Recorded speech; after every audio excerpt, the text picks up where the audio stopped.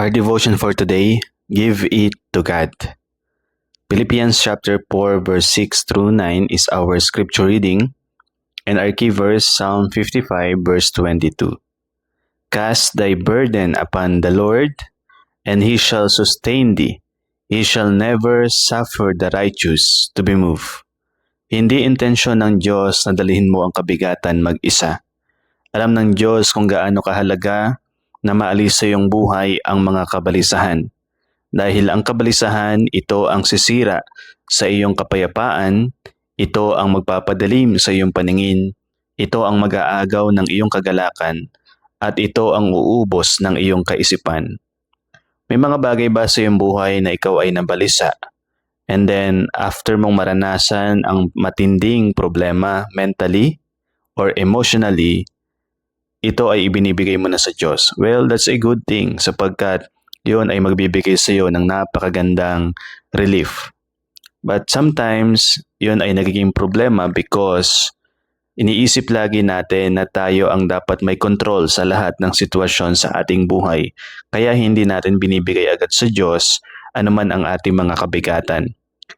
Maaaring nararamdaman natin na kapag iniisip lagi natin yung ating mga problema ng tuloy-tuloy, may isip natin yung mga posibilidad at magkakaroon tayo ng magandang sagot sa ating mga problema. Maaaring totoo yon sa mga ilang sitwasyon. Pero ang proseso noon ay mag-uubos ng lahat ng ating kalakasan. Pag tayo ay nagtiwala sa ating limitadong resources at sa ating limitadong kaunawaan, binabawasan natin ang karunungan at ang kapangyarihan ng Diyos sa ating buhay. Ang nais ng Diyos, ibigay mo sa Kanya lahat ng iyong problema, lahat ng iyong alalahanin, lahat ng iyong mga takot, at lahat ng mga imposibleng sitwasyon sa iyong buhay. Dahil siya lamang ang tanging kayang mag-handle nun. Alam niya ang pinakamainam para sa iyo. Ang Diyos sa Kanyang pag-ibig, lahat ng sitwasyon o sirkumstansya ay Kanyang sinasala muna bago niya ito iparana sa iyo. Sapagkat ang Diyos ang may hawak at alam niya alam ng Diyos ang malaking larawan sa iyong buhay. Ikaw ay hindi mo alam.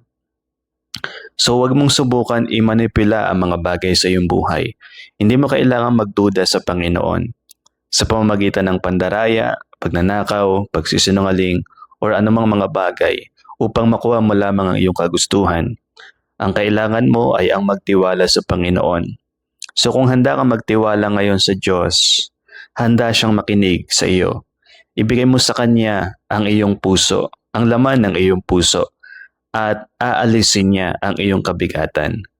Ibigay mo ito sa Diyos, ang lahat ng iyong kabigatan. Panginoon, handa na po kitang pagkatiwalaan, sapagkat alam kong ikaw ay makikinig. Alisin niyo po ang aking mga takot, pangamba, at kabalisahan. At bigyan niyo po ako ng tiwala na alam niyo, O Diyos, ang pinakamabuti para sa akin. Sa pangalan ni Jesus, Amen.